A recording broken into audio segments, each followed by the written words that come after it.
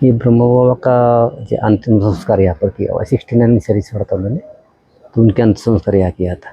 तो यहाँ हमेशा ही योग चलता है और कुछ ही नहीं होता यहाँ पर।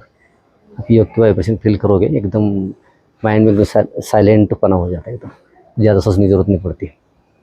ये इसको हम चार धाम बोलते हैं इसको। ये बाबा की समाधि है यहाँ पर।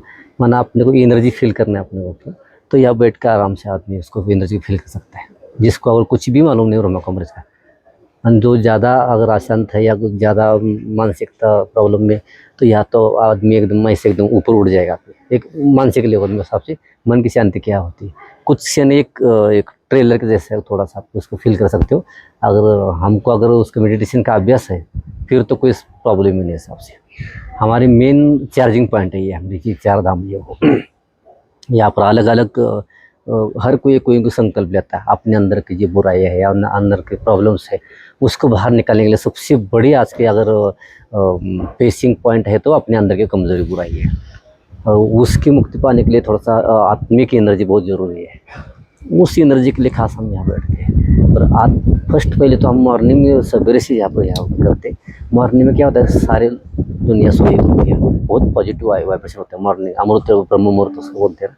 मेहनत नहीं करनी पड़ती हमको, शरीर से डिटैच होने के जो प्रैक्टिस है ना, यह बहुत काम आती है हमको। मेरा खुद का पर्सनल अनुभव होता है। मेरे बचपन हार्ट में मेरा होल था बचपन में, मैं समझता हूँ 5-6 साल का था उस समय था। तो उस इसी प्रैक्टिस से मेरा होल माना उस समय 85 में मुझे इसका ज्ञान मिला था। तो उसी समय अगर डॉक्टर ने बोला था अगर ऑपरेशन करते हो तो 2.5 लाख रुपये उस समय मांगा था ना, हमारा मिडिल क्लास मना ही और ज़्यादा ही नहीं, लेकिन सारी प्रॉपर्टी बेचा तो भी नहीं उस समय मिल सकता था हमको। 75 के आसपास की उतना नहीं पॉसिबल था। तो वो मुझे 85 में मुझे वही ज्ञान मिला। तो दवाई वगैरह चलती थी, सीढ़ी चलना तो प्रॉब्लम था मेरे को। वो मैं 10वीं क्लास में वो ज्ञान मुझे मिला 85-86 में मुझे। तो इसी प्रैक्टिस से मैंने उस होल को क्लियर किया था। आज तक कोई कभी दवा खाया हो, मुझे 32 साल हो यहाँ पर मैं रहता हूँ। और काम तो छोड़ दो, मैं गाय बच्चा रहना घर में काम था मेरा।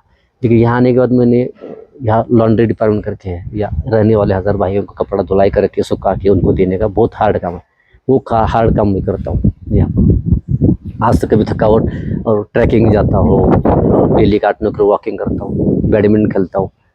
क्योंकि यहाँ इधर प्रॉब्लम था कि सोच कि मेरा कैसा होगा क्या होगा, तो सोच से मना गया। तो इससे 100% मना।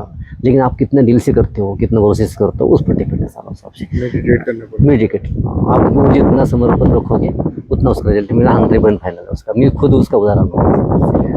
नहीं तो आदमी पता नहीं कहाँ होता आज का, अगर ये ज़्यादा पढ़ लिख गया इससे आप इतनी एनर्जी फील करता हूँ, वर्कआउट नहीं होती आज उस हिसाब से। तो पहले मैं सोच भी नहीं सकता कि मैं ये यहाँ माउंट में रह सकता हूँ, इतना इसके लायक भी मेरी फिटनेस नहीं थी। लेकिन जो उन्होंने लोगों को शिक्षाएं दी थी उसके ऊपर वो लिखा हुआ है चारों तरफ से। उन्होंने लोगों को एक शिक्षाएं दी थी, सबसे ऐसा ऐसा करना था। ये आप चारों तरफ से जाके देख सकते हो सबसे। आइए कितना कीमती होगा और कितना दुनिया में। और अंतिम समय बाबा ने पहले ये बोला था कि अंतिम समय सप्तग्रहित का मना एकदम वायुमंडल होगा, उसमें लाइट हाउस का काम करेगा, जैसे जहाज को रास्ता दिखाने के लिए काम करता है। तो ये चीज़ है ना, वाइब्रेशन है, लाइट हाउस का काम करेंगे। और ऑल इंडिया में जितनी हमारे सेंटर ब्रह्मा कुमारी में, वो भी उस सिटी के लिए लाइट हाउस का काम करेंगे, क्योंकि यहाँ केवल ईश्वरीय कार्य के सिवा और कोई सब्जेक्ट होता नहीं है। क्योंकि यही वाइब्रेशन मिलेंगे, सेवा अर्थ सेवा के वाइब्रेशन मिलेंगे। यहाँ कोई ना आपसे मुझे चाहिए ना मुझे आपसे कुछ चाहिए, केवल हम माध्यम, जैसे कोई शादी करने के लिए एक ब्राह्मण का बीच में मीडिएटर होता है, बस शादी करके दिया उतने, उससे कोई लेन देन नहीं होता है। जैसे हम परमात्मा से जुड़ के देते लोगों को, बाकी हमारा कोई रोल नहीं पता कि आप वो तीर्थ भविष्य में उसकी बहुत वैल्यू बढ़ेगी।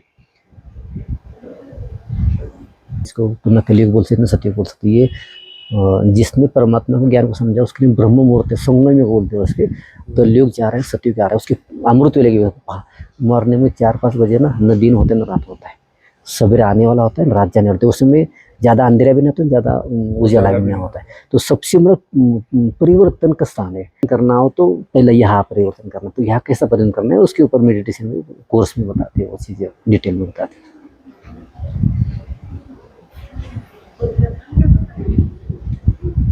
क्योंकि उसके दुख नहीं देना है किसी को, क्या ये नहीं करना चाहिए, परमात्मा कौन है उसके ऊपर आपको बताना चाहिए। वो परमात्मा बोलता है मुझे सत्युग में नहीं आना है, केवल आपको सत्य के लिए गाइड करूँगा, मुझे सत्य का कोई इंटरेस्ट नहीं है, कोई लेन देन नहीं मुझे में।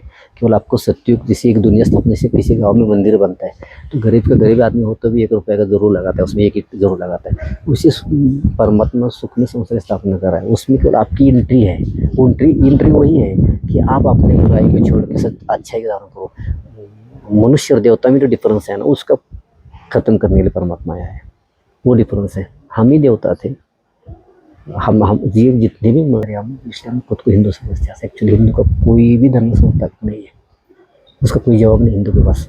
एक्चुअली हिंदू धर्म कोई धर्म नहीं है, उसका असली नाम है आदि सनातन देवता धर्म। असली ओरिजिनल नाम उसका वो है, इंसानों ने बनाया। हाँ उसका असली नाम वो है। लेकिन हम देवता कहने के लायक हमारी एक्टिविटी नहीं रही है, इसलिए हम खुद को हिंदू समझते हैं। सिंधु नदी के किनारे रहते हिंदू हमको नाम पड़ा हिंदू, हिंदुस्तान। ऐसा कभी हुआ ही नहीं कि वो अमेरिकन, मतलब अमेरिकन धर्म है, मतलब हर एक का अपना अपना धर्म। लेकिन हमको अपनी हिंदू समझते हैं, लेकिन एक्चुअली हिंदू कोई धर्म नहीं है। एक्चुअली हिंदू का ओरिजिनल धर्म वो है, लेकिन हम अपने को वो इतना लाइक नहीं समझते, इसलिए अपने हिंदू समझते हैं। तो फिर वापस बाबा उस रूट में लाने के लिए ये सारा गुप्त कुछ है सारा, तो और कुछ नहीं इसमें।